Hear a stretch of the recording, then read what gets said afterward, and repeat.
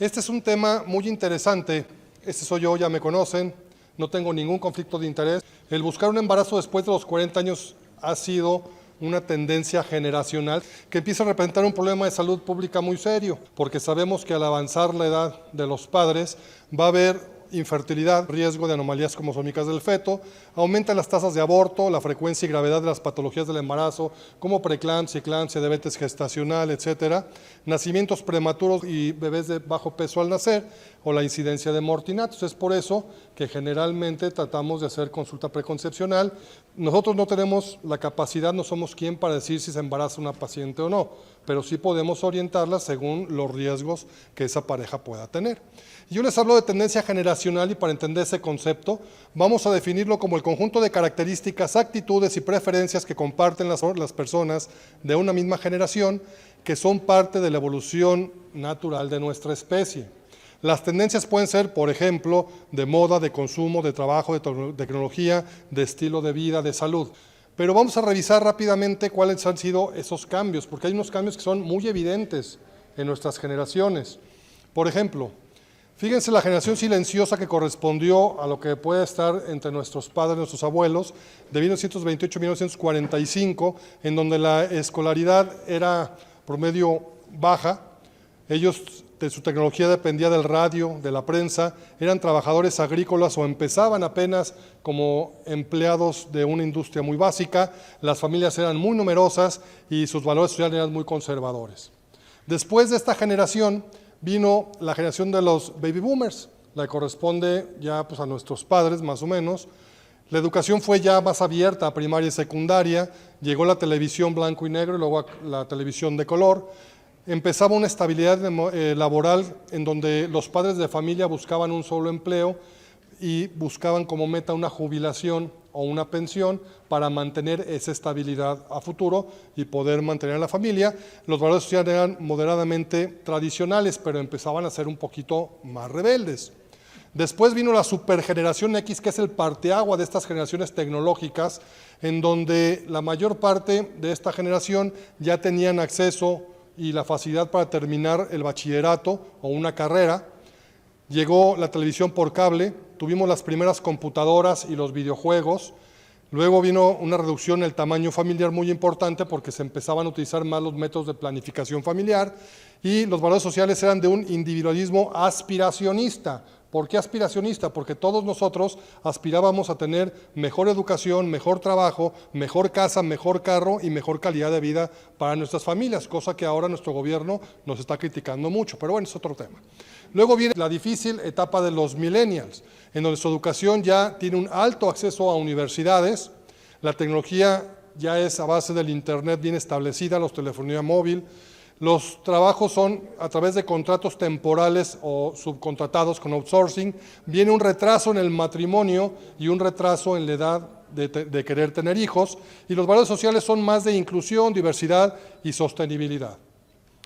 Después, la generación Z, de 1997 al 2012, en donde hay mayor acceso a universidades también de manera virtual. Están dependiendo todo el tiempo de sus smartphones, de las redes sociales, el trabajo es remoto, digital desde su casa, la familia tiene una alta diversidad en los modelos familiares y los valores sociales son de igualdad, de inclusión y de respeto.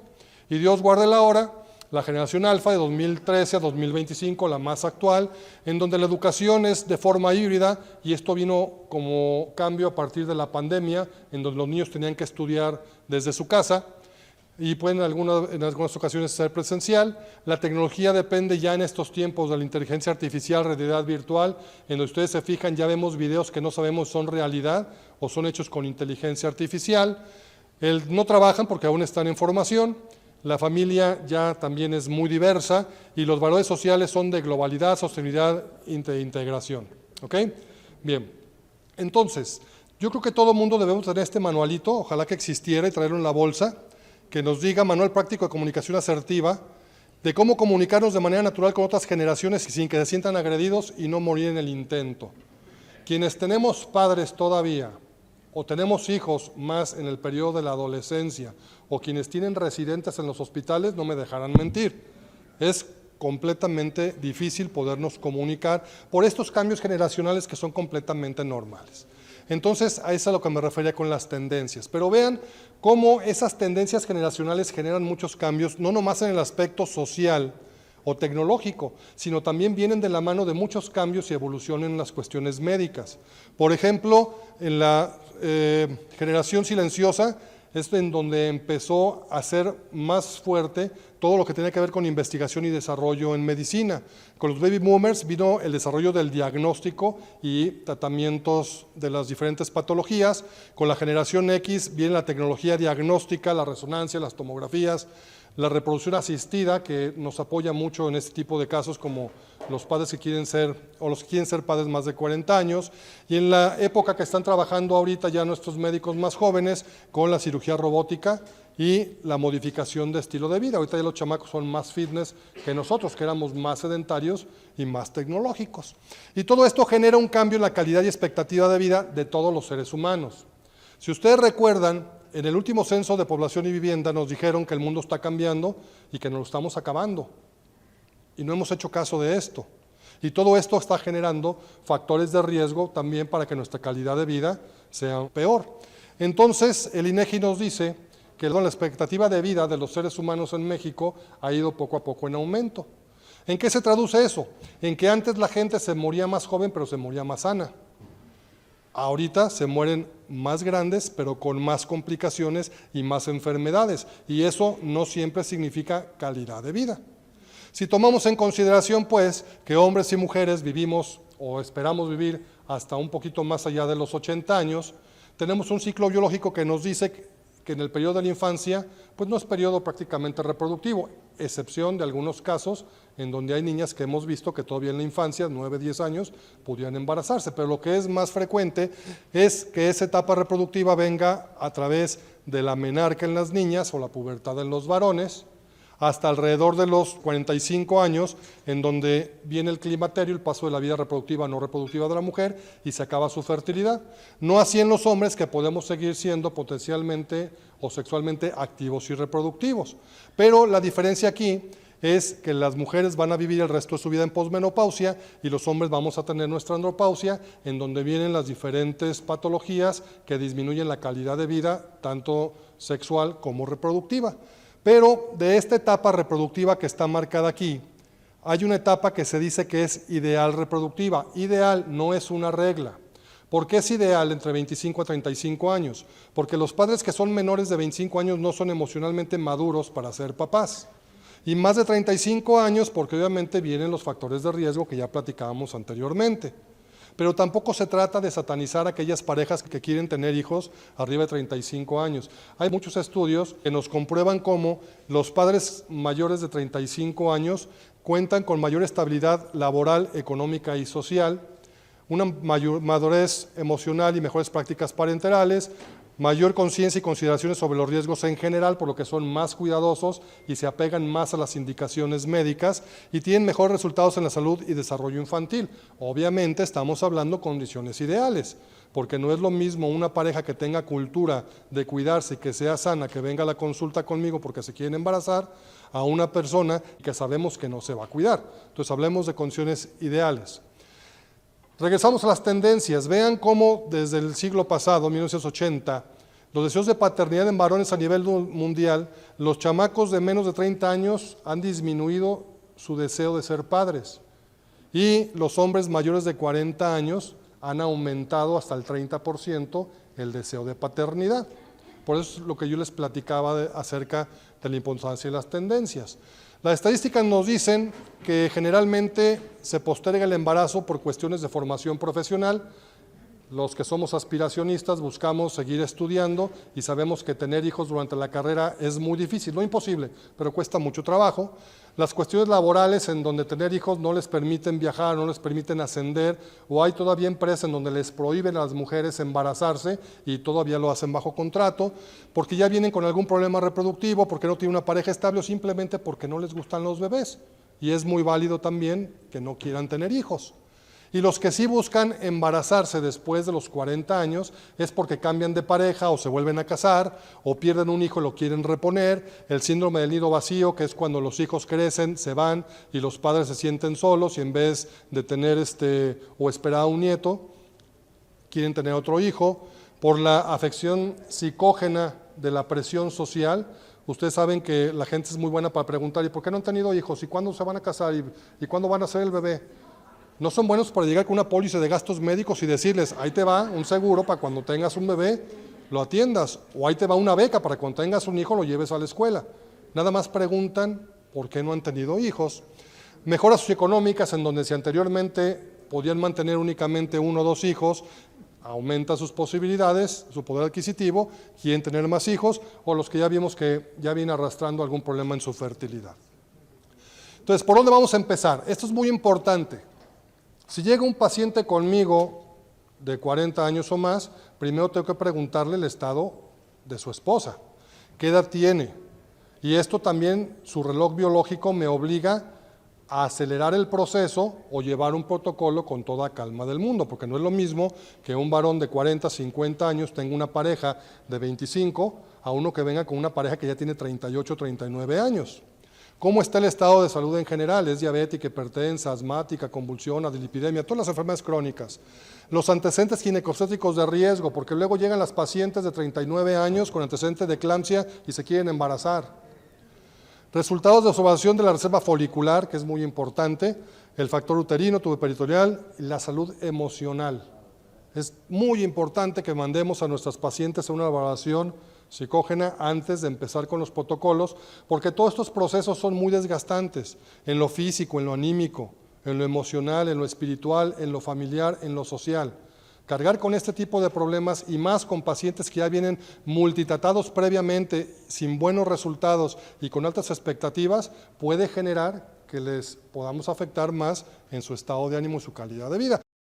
Entonces, en el factor masculino, muy frecuentemente la fertilidad suele ser el reflejo de la calidad de vida del varón. Pero hay excepciones. Y hay que explicarle al paciente que no todos los hombres somos iguales, porque luego le decimos, tienes que dejar de fumar, tienes que dejar de tomar, ya no te drogues. No, mi vecino fuma, toma, se droga y tiene 5 hijos, sí, pero no somos iguales.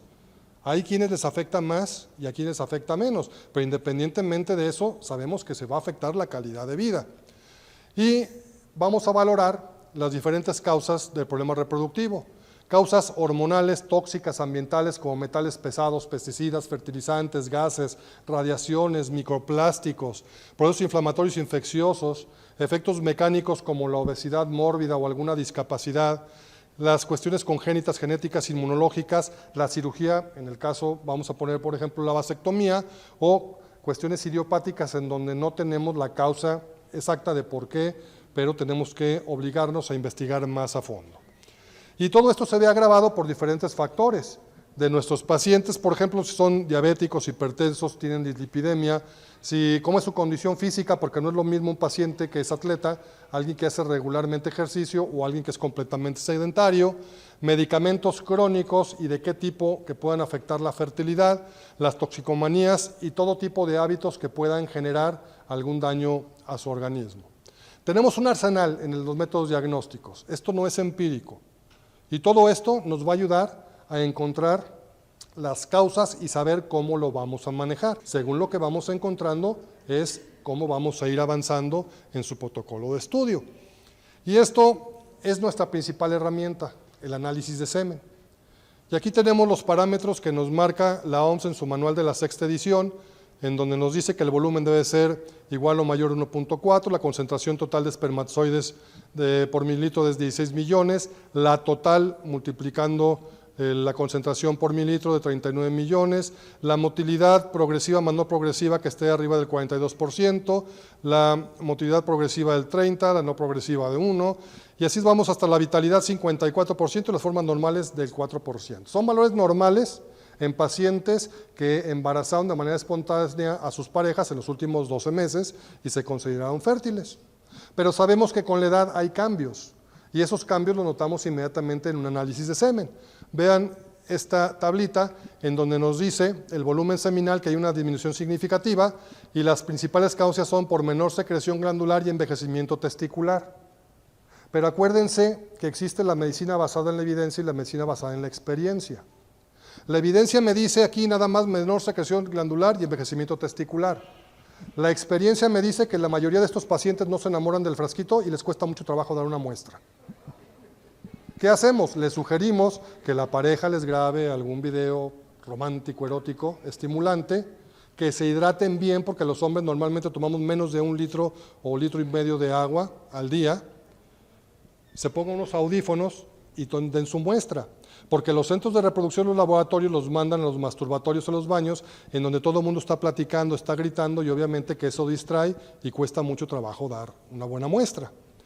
En cuanto a la concentración, levemente se ve reducida y la concentración suele estar estable, pero la funcionalidad sí se ve afectada. La motilidad sí disminuye notablemente por el envejecimiento celular, ojo con el estrés oxidativo, porque eso lo vamos a ver muy frecuentemente y más adelante. El doctor Héctor ya nos habló también del estrés oxidativo. La motilidad se ve disminuida, también por daño estructural y mitocondrial. La morfología aumenta las formas atípicas por la alteración de la espermatogénesis y hay fragmentación del DNA por acumulación de mutaciones y oxidación. Todos esos cambios los vemos de manera muy frecuente en pacientes mayores de 40 años. Esto es lo que decía del estrés oxidativo.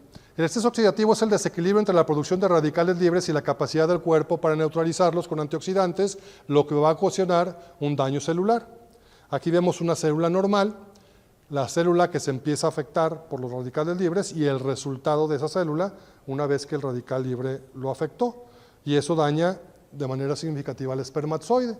Y los principales factores, pues es como estamos dejando al mundo. Además de que vamos envejeciendo, hay aumento en la temperatura testicular, por eso hay que preguntarle al varón si va a baños de sauna, baños de vapor, aguas termales, si trabaja, por ejemplo, de cocinero, está pegado a la estufa sin algún mandil térmico aislante, los medicamentos que habíamos platicado, inflamaciones, infecciones, exposición a cualquier tipo de contaminante ambiental ocupacional, las toxicomanías o los largos periodos sin eyacular. El semen que no sale del cuerpo sufre estrés oxidativo y si no eyaculamos, ese estrés oxidativo, como lo comentaba el doctor, puede causar cáncer de próstata. Entonces, como dijo, ya tenemos doble tarea. Esos radicales libres van a generar daño en la membrana celular, incremento de la apoptosis y la fragmentación del ADN. Sabemos que para que exista una buena fecundación requerimos la integridad de 23 cromosomas X de la mujer y la integridad de los 23 cromosomas que sean X o Y del varón. Pero los cromosomas son como los dientitos de un engrane de un reloj. Si algún cromosoma viene dañado, esa maquinita no va a caminar bien y nos va a generar problemas, porque a mayor fragmentación hay menos tasas de embarazo, más tasas de aborto y menor calidad embrionaria. Los pacientes que tienen fragmentación del DNA de sus espermatozoides sí pueden fecundar, pero los resultados, como se ve aquí, no son tan buenos. Y aquí están los índices de fragmentación. Óptimo sería que tuviera menos de 15%, bueno de 15 a 21, subóptimo cuando tienen 22 a 29, y el potencial fecundante es muy malo cuando ya tienen arriba del 29% de su fragmentación. Y también tenemos cambios sexuales con la edad, como la disminución de la libido, la disfunción eréctil, la eyaculación precoz, la eyaculación retrógrada o la anorgasmia. Pero afortunadamente las diferentes técnicas de reproducción asistida nos ayudan mucho para poder dar oportunidad a recuperar espermatozoides y utilizarlos en la pareja. Por ejemplo, en los pacientes con disfunción eréctil, pues les podemos mejorar las erecciones con algún inhibidor 5-fosfodiesterasa y con eso podemos se puede lograr un embarazo espontáneo o utilizar el semen para inseminación. Eyaculación precoz, hay pacientes que no alcanzan a penetrar y eyacularon. Igual se capacita el semen y se utiliza para una inseminación. En la eyaculación retrógrada se le pide al paciente que llene su vejiga, se vaya a masturbar y vamos a recuperar la orina con espermatozoides y los biólogos en laboratorio van a recuperar esos espermatozoides, ponerlos en condiciones, lo utilizamos para reproducción a través de una inseminación y pacientes con anorgasmia, si no se puede estimular a que tenga una eyaculación, lo que hacemos es recuperación de espermatozoides a través de una punción y lo llevamos a reproducción asistida in vitro. Vean este estudio, un metaanálisis sobre la asociación de la edad paterna y mutación genética en hombres de 22 hasta 80 años. Nos dice que la edad y frecuencia de los espermatozoides con fragmentación del ADN y mutaciones del gen receptor 3 del factor de crecimiento de fibroblastos va a causar acondroplasia. Y el incremento en relación entre la edad paterna de más de 55 años está relacionado con síndrome de Down, Klinefelter, Turner, síndrome XYY, síndrome de Apert, y todavía es más cuando la edad materna aumenta a 35 años. Entonces, estos datos hay que tenerlos muy en consideración. ¿Qué vamos a hacer con estos pacientes? Bueno, el tratamiento va a ser tratar de eliminar factores tóxicos. No tenemos una varita mágica para decir, ¿sabes qué? Vas a dejar de trabajar en telecomunicaciones y te voy a sentar como diputado federal para que no hagas nada y ganes muchos billetes. No la tenemos. Pero sí vamos a decirle que se cuide y que tenga una modificación en su estilo de vida, que incluya un buen plan de alimentación con una adecuada suplementación. Eso es básico, la suplementación. Hacer ejercicio, como decía la doctora Pilar, que tiene que ser de peso y resistencia para mejorar calidad de vida en general y producir más testosterona natural. Ingesta de agua para hidratarnos y manejo del estrés. Control de patologías crónico-degenerativas, de preferencia cuando sea posible, de manera lo más natural que se pueda, pero no vamos a quitar los medicamentos que ya les prescribió su médico tratante. Es nada más mejorar calidad de vida para tratar de disminuir lo más que se puede ingesta de medicamentos. Hay que operar el varicocele si es que es uno de los factores que están causando el problema. Corticoides, gonadotropinas, cabergolina, terapia de reemplazo con levotiroxina. Hacemos punción biopsia en procesos obstructivos como pacientes postvasectomizados o la reproducción asistida. Si queremos estimular la espermatogénesis, podemos utilizar menotropinas combinadas con hormona gonadotropina coriónica, pero todos estos tratamientos tienen que ser cuando menos por 3 meses. Vean, en la misma jeringa, 2 o 3 veces por semana, o gonadotropina coriónica, 250 microgramos, 5,000 unidades según la presentación, intramuscular, una ámpula cada 6 días por 3 meses, o FSH recombinante, 75 a 150 unidades intramuscular, 3 a 6 dosis por semana. Aquí hay que ver riesgo-beneficio. ¿Ustedes saben cuánto cuesta el FSH? Alrededor de 1,000 pesos. Y vamos a utilizar 6 dosis por semana por 3 meses.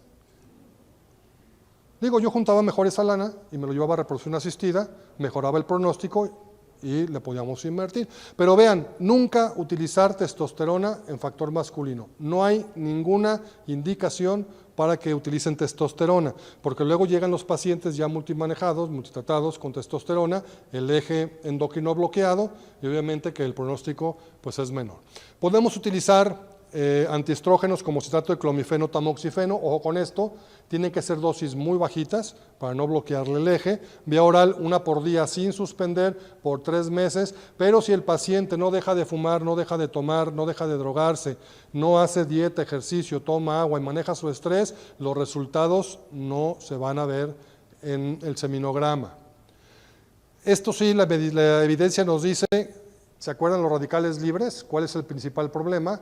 Que no hay antioxidantes que nos protejan. Por eso los suplementos de la farmacia, no hay ninguno que sea el único, el mejor, el ideal, todos vienen con diferentes cantidades, pero esta es la lista de los suplementos que más nos protegen y nos ayudan con la cuestión de la reproducción. Prácticamente todas las fórmulas magistrales vienen en más, menos cantidades, pero todas nos pueden ayudar. Hacemos tratamientos microquirúrgicos en obstrucciones, por ejemplo, la recanalización postvasectomía, aunque el pronóstico es muy reservado, depende de cuánto tiempo pasó de que se realizó la vasectomía a que lo vamos a recanalizar, si hay presencia o no de anticuerpos antiespermatozoides, entonces igualmente hay que valorar. Vamos a suponer que tenemos un paciente que se quiere recanalizar de vasectomía, su esposa tiene 35 años y le vamos a operar de una miomectomía. Entonces yo voy a perder mucho tiempo, porque yo necesito cuando menos 6 a 12 meses después de recanalizarlo para ver si me funcionó o no. Y además tengo que esperar a que la mujer se recupere de su miomectomía y esto me va perdiendo el tiempo y me va disminuyendo la reserva folicular. Entonces, por eso tenemos que ver siempre a los 2 miembros de la pareja. Consideraciones finales. La presencia de espermatozoides de buena calidad en el eyaculado, aunque sean pocos, ofrecen la posibilidad de una gestación espontánea. Mi paciente llega y trae nada más 5,000 espermatozoides en su semen. Yo tengo que decirle, en cualquier momento te puedes embarazar, porque se necesita uno solo para que se embarace. Si yo no le digo que se puede embarazar, se van a ir con la idea de que no pueden tener hijos y en el momento que se embarace, el esposo le va a poner una friega a la esposa, porque va a decir no, que no podía. Entonces hay que avisarles que sí. Si yo hago una vasectomía y mi paciente en su control me sale con 5,000 espermatozoides, no lo doy de alta. porque se requiere uno solo para poderse embarazar. Entonces, aunque sean poquitos, pero sean de buena calidad, se puede embarazar de manera espontánea. O podemos llevarlos a técnicas de reproducción asistida según la cantidad y calidad del espermatozoide, para ver si hacemos inseminación artificial con su semen, un in vitro o una inyección intracitoplasmática de espermatozoides. Cuando todo esto no nos funciona, tenemos otras opciones. Una de ellas es la resignación. Hay muchos pacientes que se resignan a no tener bebés, pero duermen bien a gusto y no se preocupan en dónde anda el hijo, qué anda haciendo el hijo, con quién se fue la hija y a qué hora llegó y si hicieron la tarea. No se preocupan de nada. Quieren hijos, van por los sobrinos, los pasean, los divierten y luego los entregan con los papás y se van y se duermen bien a gusto. Es muy válido. Hay quienes no quieren tener hijos, se resignan y mejor tienen alguna mascota. O le hacemos una constancia en donde les describimos cuál es el problema reproductivo que justifique para que puedan ser admitidos en protocolos de adopción. Hay muchos angelitos en el hospicio que están esperando unos papás. Y si no, entonces utilizamos semen de un banco en donde el donante no sabe quién es el receptor y el receptor no sabe quién es el donante, para evitar conflictos, porque luego llegan y me dicen, oiga doctor, ¿y mi hermano puede ser el donante? No. Bueno, sí se puede, pero no es ideal. ¿Por qué? Porque luego se enojan las comadres, saben las verdades. Y entonces en el pleito dice, ¿sabes qué? Dame a mi hijo porque es mi hijo, no es tuyo. Y entonces el dañado ahí es el chiquillo, no los papás. Entonces no nos metamos en problemas. Buscamos el semen de una persona con características muy similares al papá, no como yo, güerito de ojos azules, chaparrito, no, sino que se parezca al papá. Y entonces los niños van creciendo por imitación y es como hacer un trasplante, es completamente válido. Y hasta aquí quiero pedirles, por favor, ayúdenos a mejorar nuestros congresos, contéstenos la encuesta, denos todas sus opiniones para poderles presentar mejores programas en mejores tiempos y mantener todavía mejores precios. Muchas gracias, que tengan un excelente día y nos vamos a la clausura de nuestro congreso.